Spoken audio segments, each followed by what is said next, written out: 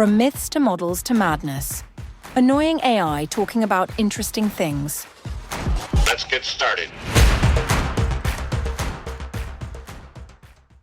Ever feel like you're stuck on a treadmill? Yeah. Trying to outrun the self-driving car? Right.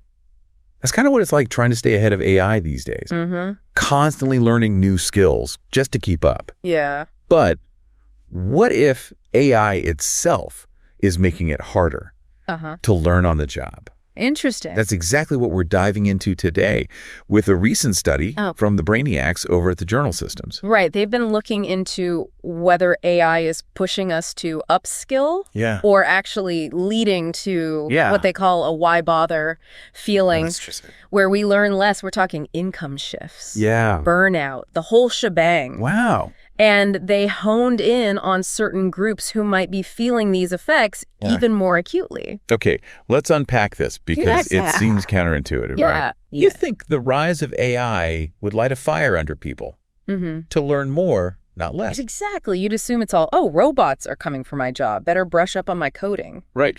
But this research found the opposite. Interesting. Workers dealing with AI in their day-to-day were actually less likely to engage in on-the-job learning. So it's not the robots stealing our jobs. Right. It's the robots making us feel like learning is pointless. Yeah. That's kind of a mind trip. Right. It's insidious. Yeah. One reason is this sense of futility they uncovered. Okay. Imagine you're on that treadmill, but it's cranked up to ludicrous speed, and no matter how fast you run, you're still falling behind. Right. The study suggests that's what competing with AI can feel like for some workers. It's like, why even bother? Exactly. But it's not all in our heads, right? Right. This study also found that AI can directly impact things like income and hours. Absolutely. Which then further impacts learning. We're talking about AI's potential to replace certain tasks, mismatch skills with new demands. Okay. And even de-skill jobs. Okay, so those are some scary sounding words. Yeah. Break those down a bit for us. Sure. What do those look like in the real world? Let's start with replacement. Okay. It's straightforward. AI automates tasks humans used to do. Right. Sometimes that means fewer jobs overall, but often it means wages get squeezed. For the human roles that remain. Right. Think self-checkout kiosks. Yeah. Fewer cashiers. But the ones left might find their hours cut or pay stagnant. Makes sense. Then there's mismatch. Okay. Where, sure, AI creates new jobs, but do those needing work have the skills to do them? Right. This often forces people into lower paying roles or even unemployment. Wow. Finally, de-skilling. Now, de-skilling sounds like it could be good or bad. Right. Does it mean AI is simplifying jobs, making them easier? It can. Yeah.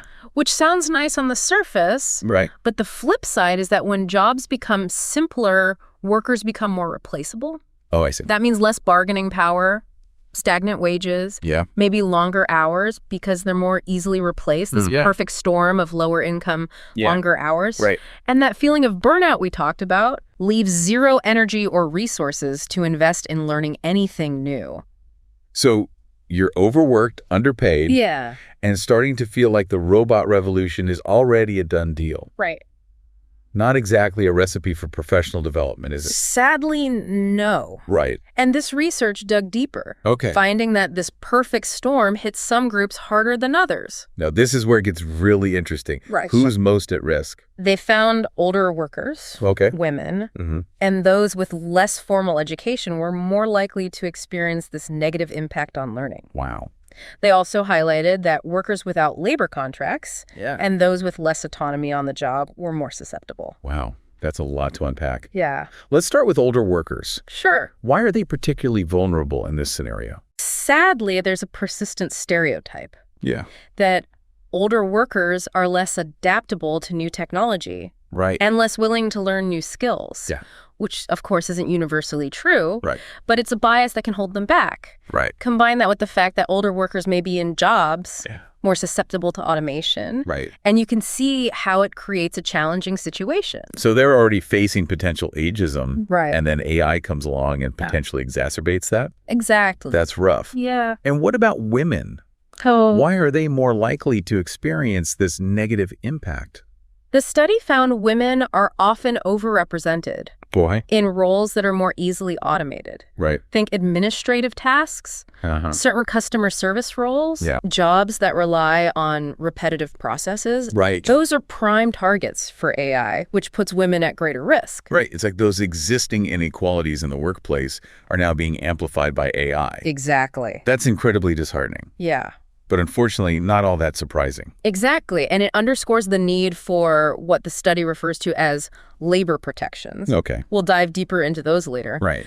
But it's about creating systems that support workers. Yeah. Especially those most vulnerable as AI becomes more integrated into the workplace. So it's not just about individuals trying to keep up. Right. It's about creating a system that doesn't leave people behind. Precisely. It's like building a bridge to this new future of work. Yeah. And labor protections are the guardrails that keep people from falling through the cracks. I like that analogy. Thanks. But before we get too far ahead of ourselves, let's go back to some of the specifics of this study. Okay. They get into some really interesting details about how AI is evolving and what that means for all of us, right? Absolutely. Yeah. One thing they break down is how humans and AI stack up in terms of different types of intelligence. Okay. Which is fascinating in itself. Okay, different types of intelligence. Right. Oh, wow. So we're not just talking about AI being smart in one general sense. There are different flavors of smarts. Exactly. This study breaks it down into 4 types. Okay. Mechanical, analytical, intuitive, and empathetic. Okay. And where AI excels versus where us humans still hold the cards is pretty revealing. It is. All right, lay it on me. Okay. What are these 4 intelligences all about? And which ones should we be worried about AI mastering anytime soon? Let's start with what AI already dominates, mechanical intelligence. Okay. Think precision, repetition, tasks that would bore a human to tears. Right. Assembly line robots. Yeah. Those surgical robots that make movements more precise than any human hand. Wow. That's AI's bread and butter. Okay. Makes sense. Yeah. Robots have always been good at that kind of stuff. What about the thinking part? Right. Where does analytical intelligence come in? That's where AI is really starting to spread its wings. Okay. We're talking processing massive data sets, spotting patterns humans would miss. Right. Making lightning-fast decisions Yep. based on logic and probability. Wow. This is why AI is now used for everything from predicting stock market swings to creating personalized cancer treatments. Wow. It's like having a superpowered brain that never sleeps. So those two make sense. Right. But intuitive and empathetic intelligence? Those sound way more like human. They did. How is AI even in the running there? That's the million-dollar question. Right. And it gets to the heart of what makes us human. Right. Intuitive intelligence is that gut feeling. Okay. That ability to make leaps in logic based on experience and a deep, almost subconscious understanding of complex situations. It's what makes a seasoned chess player, right? Make moves that defy computer analysis or an entrepreneur sense a market opportunity before the data screams it. So that like aha moment, that spark of brilliance, AI can't replicate that yet. Not quite. Okay. While AI can analyze past data to identify patterns, it struggles in situations that require true intuition. Right. That ability to navigate ambiguity and uncertainty. Right. The same goes for empathetic intelligence. Okay. This is the realm of emotions. Yeah. Understanding not just what someone says, but how they say it. Okay. Reading between the lines. Right. Offering support that goes beyond just spitting out facts. Okay, so therapists, social workers,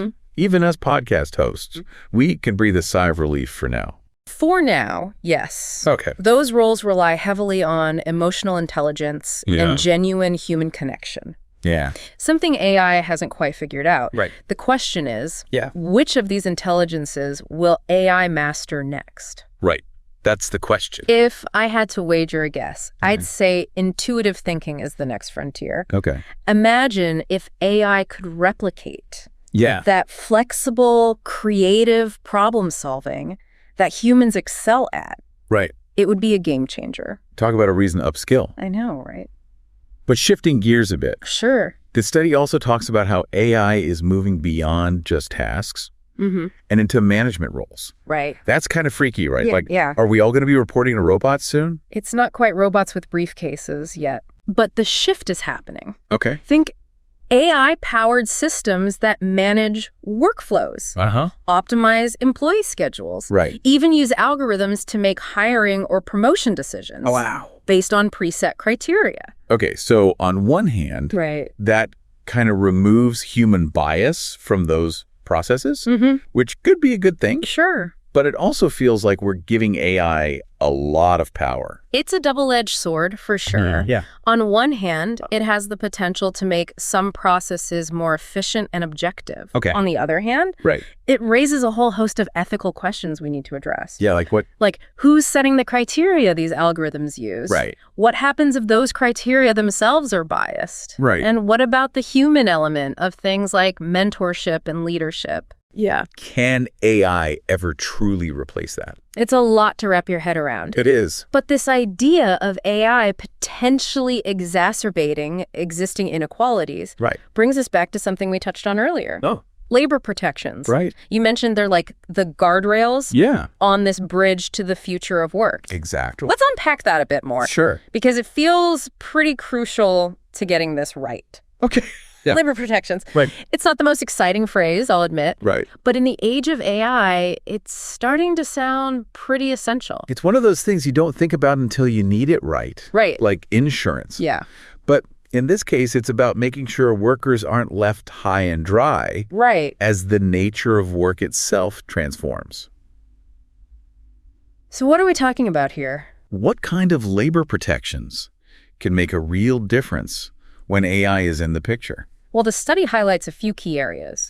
One is bolstering workers' ability to negotiate for better conditions and pay. Think collective bargaining rights, unions, that sort of thing. Because a strong union could push back against AI being used to drive down wages or cut corners on safety. Exactly. And not just push back, but proactively shape how AI is implemented in a way that benefits workers. Imagine a union negotiating for mandatory retraining programs as part of a company's AI adoption plan. That way, as jobs change, workers are upskilling right alongside not being left behind. That makes a lot of sense. It's like, you want to bring in the robots? Fine, but let's make sure everyone benefits, not just the bottom line. Exactly. What else is on the table? Social safety nets become even more crucial in this environment. Think unemployment benefits that provide a cushion while people retrain for those new AI-adjacent jobs. Or healthcare that's not tied to a single employer. So if your job gets automated, you're not left scrambling. It's about providing security in an uncertain landscape. So it's about individuals taking their careers seriously, but also about society having systems in place to catch people if they fall. Exactly. It's like we're all in this robot uprising together, right? Something like that. And then there's the big one. Regulating AI itself. Not just protecting workers from the side effects of AI. But setting ground rules for how it's developed and used in the first place. Okay, so not just guardrails on the bridge. But maybe some traffic lights and speed limits, too. What would that look like? It gets complicated fast. But here are a few key ideas. One is ensuring AI is developed and used ethically. That means rooting out bias in algorithms. So they're not perpetuating the same inequalities we see in the real world. Another is transparency. Knowing how AI is making decisions that affect our lives, whether it's hiring loan applications, even medical diagnoses, we need to understand the why behind the algorithm, not just blindly trust the output. So instead of being afraid of AI or worshiping it like some kind of magic, we need to treat it like a powerful tool that needs careful handling. Exactly. And that requires open conversation between governments, tech companies, and everyday people. Because the choices we make today about AI will shape the kind of future we're building for ourselves and for generations to come. That's a powerful thought to end on. It is. It's a lot to process, this idea that AI could reshape not just what we do, but how we learn to do it. But knowledge is power, as they say. Couldn't agree more. The more we understand these forces at play, the better equipped we are to navigate them, both individually and as a society. So for our listeners out there, The ones prepping for that big meeting, trying to stay ahead of the curve. Right. Or just grappling with what it all means. Right. What's the key takeaway here? How do we make sure AI empowers us, not leaves us behind? The key is recognizing that AI is not this far-off sci-fi concept. Yeah. It's here, it's evolving rapidly, and it's impacting every aspect of our lives, including how we learn and adapt. Right. It's on us to engage with it thoughtfully, advocate for ourselves and our colleagues, and demand that this technology is used to create a more equitable and fulfilling future of work for everyone, not just a select few. Well said. And on that note, we'll leave you with a final thought to ponder. Okay. If AI is changing the very nature of work, shouldn't education change too? Right. Are you preparing the next generation for a world where AI is not just a tool, but potentially a colleague, a collaborator, maybe even a competitor? Right. That's something to chew on. Thanks for joining us for another deep dive. Until next time, keep those brains engaged. Don't ask what AI can do for you. Ask what you can do with AI. Let's go. Empower yourself at virtualstorylab.com.